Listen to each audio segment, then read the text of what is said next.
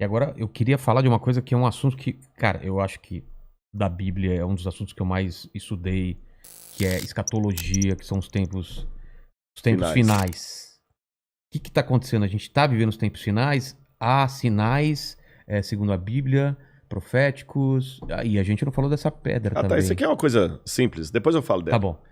Bom, na verdade, Porque tem esse movimento, né? A claro, pandemia faz parte claro, disso, o anticristo já está aí. Aliás, a gente está perto da segunda volta de claro, eu Cristo, acredito que sim. sim? Mas vamos lembrar uma coisa. Quando os discípulos perguntaram para Jesus que sinal haverá de tua vinda e da consumação dos séculos, do fim do mundo, Jesus falou assim: olha, cuidado que ninguém engane vocês. Porque Primeira coisa que ele já virão, falou. cuidado, virão muitos em meu nome dizendo eu sou o Cristo, enganarão a muitos. Certamente, isso está em Mateus capítulo 24. Depois, quem tiver uma Bíblia em casa, procure em Mateus capítulo 24. Ele fala o seguinte: certamente vocês ouvirão falar de guerras e rumores de guerras. Não se assustem, ainda não é o fim. Se levantará nação contra nação, reino contra reino. Haverá fomes e terremotos em vários lugares. Mas isso é apenas o princípio das dores. Princípio das dores, exatamente. Então veja bem, guerra tem no mundo desde que o mundo é mundo. É. Fome, a Bíblia fala fome no Egito na época de José. Então não vou falar assim, o mundo está chegando ao fim porque está tendo guerra. O mundo está chegando ao fim porque está tendo fome. Não faz sentido. Mas o Apocalipse coloca alguns elementos que indicavam quando nós estivéssemos chegando próximos ao fim. Embora, nota de rodapé aqui, ninguém sabe o dia nem a hora da volta de Jesus. É estupidez. Tentar adivinhar. Não, claro, não podemos isso. Você entendeu? Bom, mas a gente pode saber a proximidade dos tempos em que vivemos. Então tem algumas coisas no Apocalipse que são características do tempo do fim. Exemplo, Apocalipse 11, 19. Diz assim: as nações ficaram iradas. Chegou, porém, o juízo de Deus e o tempo determinado para ele dar o prêmio aos seus santos e aos profetas, e o tempo para destruir os que estão destruindo a terra. Ora, na época de Cristo não tinha como destruir a terra. O Apocalipse estava fazendo uma profecia de uma época em que a terra poderia ser destruída por seres humanos, coisa que na época do Apocalipse não tinha como. E ele fala depois das pragas de Deus que iriam cair. Essas pragas não caíram ainda, mas os vislumbres dela... Não caíram? Não. A peste não é. A do Apocalipse, né? É. Mas os vislumbres delas podem estar já batendo as portas. Quer um tá. exemplo? Quer. Diz que um anjo derramou a sua taça sobre o sol, e foi-lhe dado queimar aos homens com grande fogo. Os homens se queimavam com um intenso calor e blasfemavam o nome de Deus que tinha autoridade sobre essa praga. Olha o problema da camada de ozônio, o efeito estufa, o que está acontecendo com o sol. O outro anjo derramou a sua taça sobre os rios e fontes d'água e mares, que se tornaram como sangue de morto. Sangue de morto não é vermelho, dessa cor. Sangue de morto é escuro, é fétido, é quase coagulado. Como é que tá Pinheiros, Tietê, Lagoa Rodrigo de Freitas, as águas do mundo? Poluição. As previsões é que até 2025 a guerra do mundo vai ser pela água. É.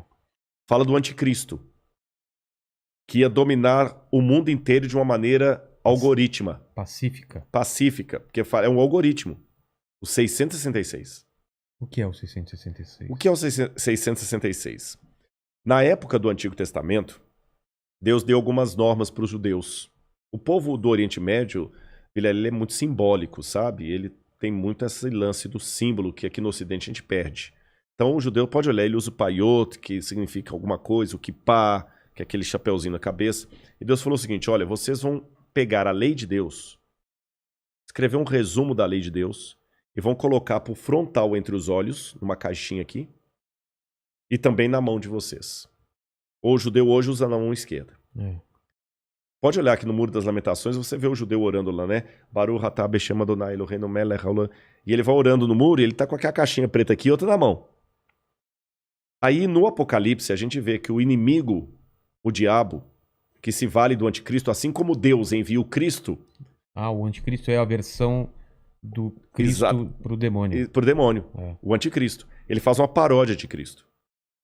Aí, como Deus no Antigo Testamento pediu aos judeus para ter a lei de Deus na testa e na mão, o anticristo coloca também um sinal, uma marca, na testa e na mão.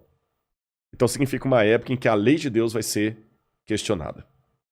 Nessa época em que a lei de Deus for questionada, diz o Apocalipse, ninguém poderá comprar nem vender, senão aquele que tem a marca da besta e o número do seu nome. Ora, esse número é 666. Aí muita gente pega isso e fala o seguinte, então vou começar a calcular, Hitler dá 666, o Papa, o Saddam Hussein, Bill Gates, até a Ellen White, que é uma pioneira do Adventismo, ela dá 666, todo dá 666, né? No grego está o seguinte, aquele que tem entendimento, calcule. E essa palavra calcule no grego ali é a mesma palavra para faça a contabilidade daquilo que o anticristo vai fazer. E o que o Apocalipse deixa bem claro é que o anticristo vai ser a revigoração do Império Romano, que era o inimigo do povo de Deus. E por que 666? Na cultura da Babilônia, o 6 era o número base para você fazer qualquer cálculo. Era um número divino. Tanto é que quando Nabucodonosor ergue uma imagem, ela tinha 60 côvados por 6. 60 por 6. O 6 era um múltiplo divino. E ali você tem o 666, múltiplo de 6.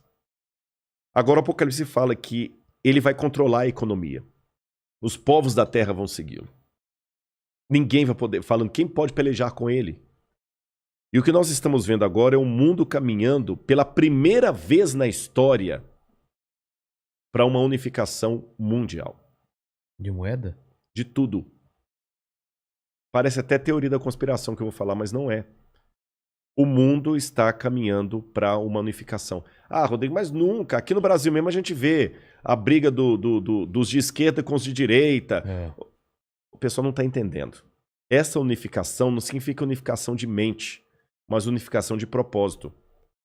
Que é um exemplo que o mundo pode se unir por um propósito, apesar de se odiar mutuamente? A pandemia. Exatamente. O Irã está usando máscara, Israel também está usando máscara. Os palestinos estão jogando foguete lá em Israel, o Hamas, mas o israelense está usando máscara, o palestino também.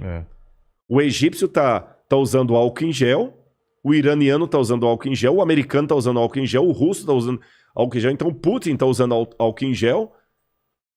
A mesma coisa o presidente do Brasil, o presidente da Argentina, da Venezuela, o mundo parou. Então é possível essa união do mundo inteiro em algumas coisas mesmo. Ela não só é possível, como ela é um caminho sem volta. Por que está falando tanto em criptomoeda? Nós já estamos passando por uma transição do dinheiro. Dinheiro de papel, né? De papel, você entendeu? Dinheiro baseado em tesouro nacional. E o mundo hoje precisa. Isso aqui não é uma defesa do Rodrigo, não é um desejo do Rodrigo. Eu estou falando de uma tendência. Tendência. O mundo precisa se unificar porque existem, Vilela, alguns elementos hoje que estão à solta, como se fossem crianças bagunceiras numa casa cheia de faca, de garfo, de objetos cortantes e letais, sem um adulto para controlar essas crianças. Você jamais faria isso. Quais são as crianças que estão à solta no mundo e precisam de um adulto para controlá-las? Um preceptor, uma babá? Internet. Quem tem domínio da internet? Você na internet você pode encontrar o podcast do Inteligência Ilimitada, mas você também pode encontrar uma fórmula para fazer um coquetel molotov. O camarada pode assediar você para fazer parte do Estado Islâmico. Quem controla a internet? Nem os Estados Unidos. Não, está na mão de ninguém. Quem controla tráfico de drogas e de armas em nível mundial? Ninguém. Lavagem de dinheiro está aí. O terrorismo está aí e lavam dinheiro. Quem controla bolsa de valores? A economia do mundo não aguenta por mais 20 anos nas mãos da bolsa de valores que é especulativa. Se cair a bolsa de Tóquio, você nunca foi ao Japão, mas você pode perder o seu emprego e essa casa aqui porque caiu a bolsa de Tóquio. O Bradesco pode falir porque teve um crash na bolsa de Nova York. E a gente viu, essa pandemia viu como nós estamos economicamente vulneráveis. Economicamente vulneráveis. Quem controla o terrorismo mundial? Então esses elementos... mais um. A ecologia. Não quero entrar no debate se a Amazônia é nossa ou não é nossa. O fato é que se a gente não cuidar da Amazônia, o mundo todo se ferra, caramba. Você tá entendendo? Então não tem mais esse negócio assim, é meu. Então hoje a gente precisa de um governo único que com leis mundiais controle a internet, bolsa de valores, que vai desaparecer, o reset está aí, controle a economia, gastos, terrorismo e tudo mais. E os países, por mais que continue havendo direita e esquerda, situação e oposição, não interessa, Islã e cristianismo, vai precisar se unir, não porque eles se amam, porque não tem outro jeito. E essa união está muito parecida com o caminho de preparação para o anticristo. Agora, a minha questão aqui não é cair naquela esquizofrenia escatológica de achar agora que qualquer coisa eu tenho que evitar porque senão é uma marca da besta. Eu já vi gente, isso aqui é sério, que não quer deixar colocar o revolvinho da temperatura na testa da mão, que aquele é a marca da besta. Calma. Estupidez, não tem nada a ver um negócio desse, gente, tá bom?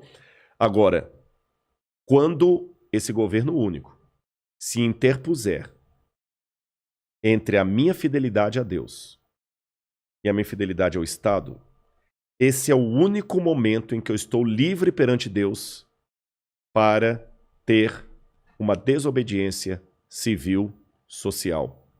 Porque a própria Bíblia me ensina a ser obediente às autoridades constituintes.